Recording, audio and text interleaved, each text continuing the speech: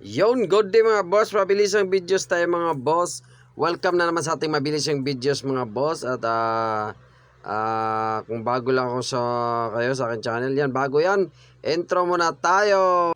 At sa mga hindi pa nakapag-follow sa ating FB, pa-follow naman boss at pa-subscribe na rin pala ang ating YT channel, Aga Cesar Vlogs, yun guys. At pa-hit na rin yung notification bell para updated kayo sa aking masusunod na vlogs. Yan, may DIY tayo dito mga boss. Medyo risky na DIY to. Hindi to advisable sa mga medyo talaga. Ito ay sumugal tayo dito dahil walang-wala talaga tayo. Kaya kailangan natin gawin to. Kailangan tayo sumugal. Kaya bahala na kung masira to o hindi. Basta kailangan kong sumugal. Kasi itong baterya na to, yan, ito sa Vivo to eh.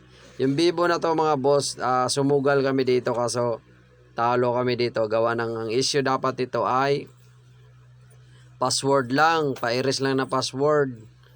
Kaso ang nangyari, nasira yung kanyang ang nagkasira nito hindi ako, yung sa shop mga boss. Kaya kung mga nagtatanong kung saan shop yon, dito lang sa Dasmariñas mga boss. Ipopost ko na lang yung shop na yon para sakali makapag-isip kayo na hindi siya legit talaga na expert sa cellphone. Kasi nasira niya. Ito kasi ang nangyari mga boss. Yung kanyang screen dapat password lang. Ang nangyari doon siya una nagbukas sa kanyang LCD. Doon siya una nagtuklap. Kaya yun, bumigay yung LCD sa taas. At then after that, hindi pa, akala ko okay pa, hindi na tamaan. Yung pala, matapos yung password, nung nasingil na kami, sa kanya sinabi na may issue na pala ang kanyang LCD. Kaya ingat-ingat tayo sa mga shop mga boss. Make sure mas maganda talaga yung nagbablog para makita nyo kung legit talaga. Pero kung hindi siya, hindi man natin kilala yun, wala tayong basyan kung gaano siya ka-legit. Yun! Mas maganda talaga nagbablog at suggested tayo sa mga nagbablog talaga ng cellphone. At yun. At dapat talaga siya yung legit talaga. Yan mga boss, tayo dito.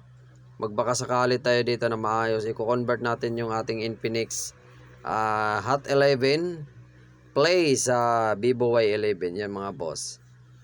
At yan, nakikita natin. Yan, itong ginamit ditong video mga boss. Yan, may stick tayo dyan pang natin doon sa lacquer thinner. Mahalaga dito ang mga materials dito mga boss.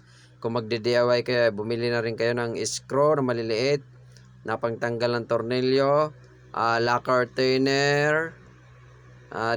Pero nung time na to mga boss, wala tayong flashlight. Yan, talagang lang talaga. Kumbaga pang Boy Scout lang yung ating edit na ganito. At yun, at lagyan mo ng date boy tsaka oras boy ha, para malaman ko yung notebook para malaman kung naglilibang ka o seryoso kasi yung pag-aaral.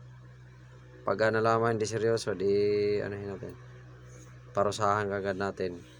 Yan mga boss, yan tinuklap ko na yung gilid ng ating Vivo na isasalpak natin sa Infinix. Yung cellphone na yan mga boss ay Vivo ito, yan.